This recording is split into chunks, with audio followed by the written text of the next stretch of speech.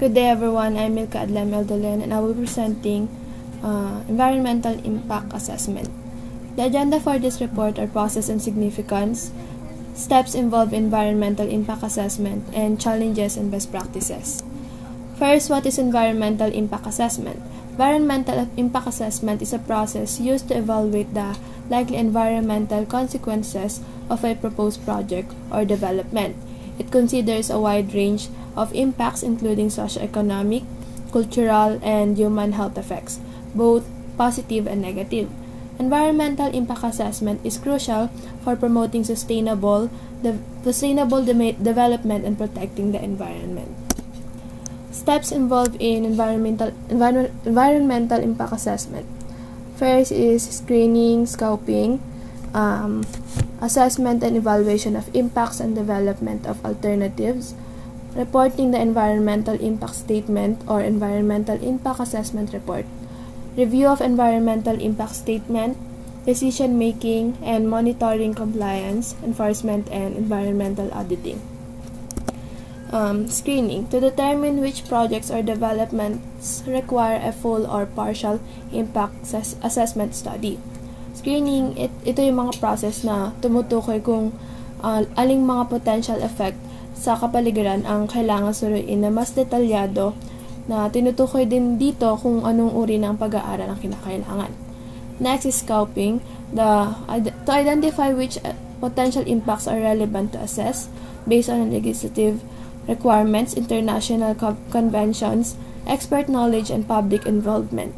To identify alternative solutions that avoid, mitigate, or compensate adverse impact on biodiversity, including the option of not proceeding with the development, finding alternative designs or sites which avoid the impacts, incorporating safeguards in the design of the project, or providing compensation for adverse impact, and finally to derive terms of reference to the impact assessment. Scoping, ito naman yung mga hakbang kung saan tinutukoy kung anong mga project o pagpapaunlad ang mga ngailangan ng isang kompleto o bahagyang pag-aaral sa pagtatasa ng epekto. Next is assessment and evaluation of impact and development of alternatives. To predict and identify the likely environmental impact of a proposed project or development, including the detailed elaboration of alternatives. Ito na may tumutukoy sa process ng pag-aaral o pagsusuri sa mga possible effect ng isang project sa kapaligiran at sa mga tao, at paghahanap ng mga alternative solutions para mabawasan o maiwasan ang mga negative effect. Ito rin yung isang mahalagang bahagi ng environmental impact assessment dahil nagbibigay ito ng pagkakataon para maunawaan ng mga potential na panganib at benepisyo ng isang project at para maghanap ng mga paraan para gawing mas sustainable at mas mabuti yung project para sa kapaligiran at sa mga tao. Next is the reporting the environmental impact statement, including environmental management plan and a non-technical summary for the general audience. Ito naman yung process ng paglalahad ng mga result ng pag-aaral ng environmental impact assessment sa isang malinaw at detalyadong report.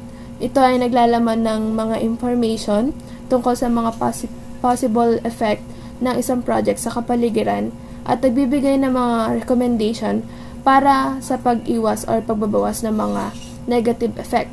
Mahalaga ang report na ito dahil nagsisilbi itong gabay para sa mga nagdedesisyon kung itutuloy o hindi ang isang project at para sa pagpaplano ng mga hakbang upang maprotektahan ang kapaligiran.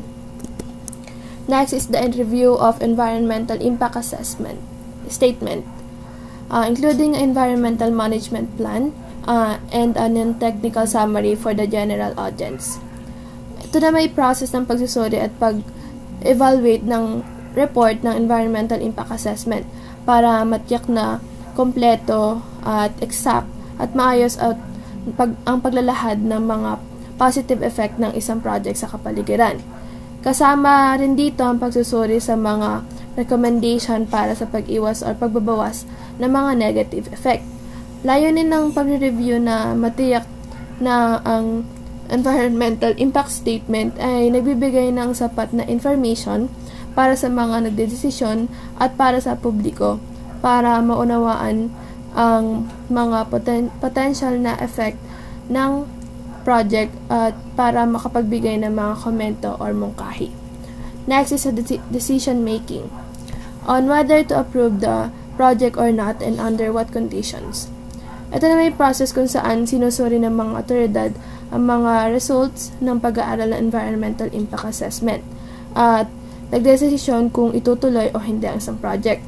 Ito yung isang mahalagang hakbang dahil dito nakasalalay yung kapalaran ng project at ang epekto nito sa kapaligiran. Next is the monitoring, compliance, enforcement, and environmental auditing. Monitor whether the predicted impacts and proposed mitigation measures occur as defined in the EMP.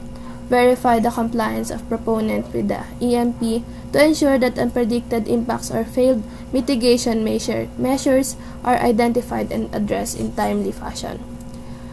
Ito na may process ng pagsubaybay kung nagaganap ba ang mga inaasahang effect at mga iminungkahing hakbang para mapababa ang mga iyon ayon sa plano. Sinusuguro din dito na sinusunod ang mga responsable yung mga plano para matukoy at maagapan agad ang mga hindi inaasahang effect o mga nabigong hakbang. Next is the challenges in environmental impact assessment. First is the data gaps and quality.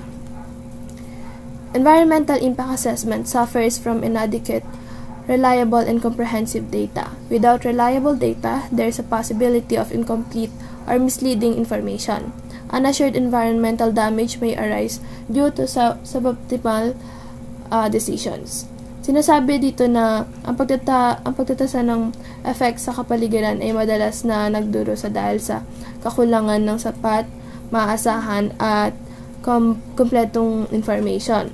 Ito ay maaaring magdulot ng hindi kompleto or maling impormasyon na humahantong sa mga hindi magandang desisyon at possible na pinsala sa kapaligiran. Next is resource constraints. Environmental impact assessment requires time and resources. However, timeline for projects are sometimes constrained in a way that forces teams to rush through assessment. Tumutukoy naman to sa limitation sa oras at mga resources na kinakailangan para maisagawa ang isang kumpletong pag-aaral. Madalas, ang mga takdang panahon para sa mga project ay nagiging cause ng pagmamadali sa pagsasagawa ng environmental impact assessment na maaaring makapekto sa kalidad at komprehensibong pagsusuri. Next is a technical complexity. Environmental impact assessment are technical. They require mastery of ecology, hydrology, and social science. Ito na may tumutukol sa technical na kahirapan sa proseso. Ang pagtatasa ng effect sa kapaligiran ay nangangailangan ng malalim na kaalaman sa ecology, hydrology, and social science. Next is political and economic pressure. Political and economic pressure influences the output of EIA. Decision makers usually give first priority to short-run profit.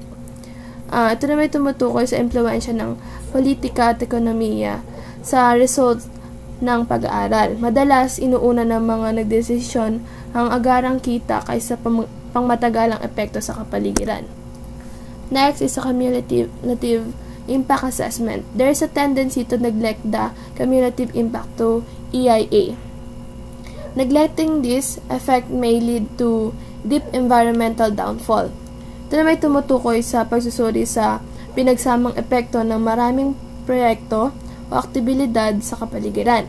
May posibilidad na makakaligtaan ang ganitong uri ng pagsusuri na maaaring mag-result sa malubhang pinsala sa kapaligiran sa hinaharap. Next is a stakeholder engagement. Most EI do not engage local community incorrectly. When the community is excluded to the process, it leads to miss valuable local knowledge and concerns. Lack of engagement may culminate in mistrust and resistance in project. Ito na may tumutukoy sa pakikipag-ugnayan sa community at iba pang stakeholder. Ang hindi pakikipag-ugnayan ay maaaring mag-result sa pagkukulang ng mahalagang impormasyon mula sa komunidad at maaaring magdulot ng kawalan ng tiwala at pagtutol sa proyekto. And that's the end of my presentation.